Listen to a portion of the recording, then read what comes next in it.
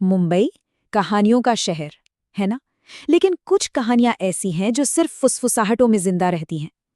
आज हम एक ऐसी ही कहानी के पीछे की सच्चाई जानने की कोशिश करेंगे। एक ऐसी कहानी जो जुहू के एक फेमस गर्ल्स कॉलेज के गलियारों में आज भी गूंजती है। तो ये सब शुरू कहाँ से होता है? एक खाली क्लासरूम से, और वहाँ के ब्लैक बोर्ड पर चॉक से लिखा हुआ एक खौफनाक मैसेज मिलता है, मुझे यहीं मारा गया था। तो चलिए कहानी की सेटिंग में चलते हैं। जगह है मुंबई का SNDT कॉलेज। एक ऐसी जगह जहां दिन में तो चहल पहल और जिंदगी है, पर रात होते ही एक गहरा राज जाग उठता है। अब देखिए, दिन के उजाले में तो ये कॉलेज बिल्कुल नॉर्मल है। स्टूडेंट्स की हंसी, बातें, उम्मीदें, सब कुछ है। लेकिन जैसे ही सूरज ढलता है ना, ठीक बगल में खड़ी एक पुरानी वीरान बिल्डिंग की परछाई लंबी होने लगती है। और बस इसी इमारत में हमारी कहानी का वो डरावना सच छुपा है। मतलब सोचिए, एक तरफ नई बिल्डिंग है जहां भविष्य गढ़ा जा रहा है, और दूसरी तरफ वो पुरानी बंद पड़ी बिल्डिंग जिसके बारे में लोग कहते हैं कि वहां आज भी अतीत जिंदा है। एक ऐसी जगह जिसे हम आप जैसे जिंदा लोगों ने तो छोड़ दिया है, पर शायद किसी और ने उसे अपना घर बना लिया है। और यही वो कहानी है जो हर साल नए स्टूडेंट्स को सुनाई जाती है।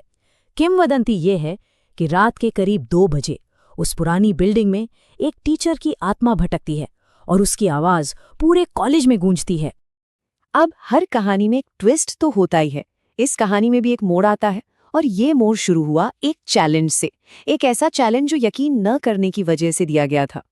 तो कहानी में एंट्री होती है रोहन की, करीब 20 साल का लड़का जिसे ये भूत प्रेत की बातें सब बकवास लगती थी। तो हुआ ये कि उसकी एक दोस्त जो इसी कॉलेज में पढ़ती थी, उसने जब ये कहानी सुनाई तो रोहन ने इसे मजाक में उड़ा दिया।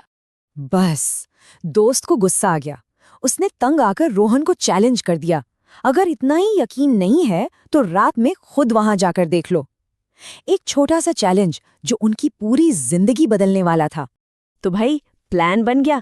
रोहन और उसका दोस्त विशाल रात के ठीक 1:30 बजे उस वीरान बिल्डिंग में घुसेंगे और इस कहानी को झूठा साबित करके ही दम लेंगे। उन्हें तो लगा कि ये बस एक छोटा मोटा एडवेंचर है, पर उन्हें ये नहीं पता था कि वो खुद एक डरावनी कहानी का हिस्सा बनने जा रहे थे। तो ठीक है, अब उन दोनों दोस्तों के साथ हम भी उस वीरान बिल्डिंग के अंदर चलते हैं, जहां का माहौल अपने आप में एक किरदार है। वो लोग पीछे के दरवाजे से अंदर घुसे। हर तरफ बड़ी बड़ी झाड़ियां और मकड़ी के जाले। उन्होंने जैसे ही जंग लगे दरवाजे को धक्का दिया, एक चरमराने की आवाज ने उस खामोशी को चीर दिया, और अंदर एक अजीब, बहुत भारी सन्नाटा था। वो वाला सन्नाटा जो आपको एहसास दिलाए कि आप अकेले नहीं हैं। और फिर अचानक उस सन्नाटे को एक आवाज तोड़ती है, एक टीचर की जो मल्टीप्लिकेशन टेबल्स पढ़ रही थी। 2 एकम 2, 2 दूनी 4। ये आवाज एक क्लासरूम के अंदर से आ रही थी। अब जैसे ही वो दोनों दरवाजे के पास पहुंचे, उन्हें एक अजीब सी ठंडक ने घेर लिया। मतलब ऐसी ठंडक जैसे बगल में किसी ने डीप फ्रीजर का दरवाजा खोल दिया हो। ये नॉर्मल ठंड तो बिल्कुल नहीं थी। और बस यहीं पर उनकी ये जांच पड़ताल खत्म होती है और एक भयानक सपना शुरू होता है। अचानक वही टीचर की आवाज फिर से गूंजी, पर इस बार आवाज में गुस्सा था। और इसके ठीक बाद एक जोरदार थप्पड़ की आवाज, और फिर कई बच्चों के एक साथ रोने की, दिल दहला देने वाली चीखें। और तभी उनकी आंखों के सामने ब्लैक बोर्ड पर रखा चॉक का टुकड़ा अपने आप हवा में उठा और लिखने लगा, मुझे यहां मारा गया था और अब मैं अपना बदला लेना चाहती हूं। अब ये कोई मजाक या कहानी नहीं थी, ये सब उनकी आंखों के सामने हो रहा था। बस इतना देखते ही दोनों के होश उड़ गए। वो डर के मारे बाहर की तरफ भागे, लेकिन जब रोहन ने भागते भागते रुककर देखा तो उसे एहसास हुआ कि वो अकेला है। उसने पीछे मुड़कर देखा, विशाल कहीं नहीं था। दोस्त की खातिर रोहन को हिम्मत करके वापस अंदर जाना पड़ा, और वहां क्लासरूम के अंदर उसने उसे देखा। एक औरत, फटी हुई काली साड़ी पहने, जिसकी स्किन गल रही थी, चेहरा सूजा हुआ था, और आंखें पूरी तरह सफेद थीं, उनमें कुछ नहीं था। वो धीरे धीरे रोहन की तरफ बढ़ रही थी। रोहन चीखते हुए वहां से भागा। सीढ़ियों पर उसका पैर फिसला और गिरते ही उसकी आंखों के सामने अंधेरा छा गया। अब इसके बाद क्या हुआ, चलिए देखते हैं कि कैसे अलग अलग यादों और एक जैसे डर ने इस अर्बन लेजेंड को और भी पक्का कर दिया।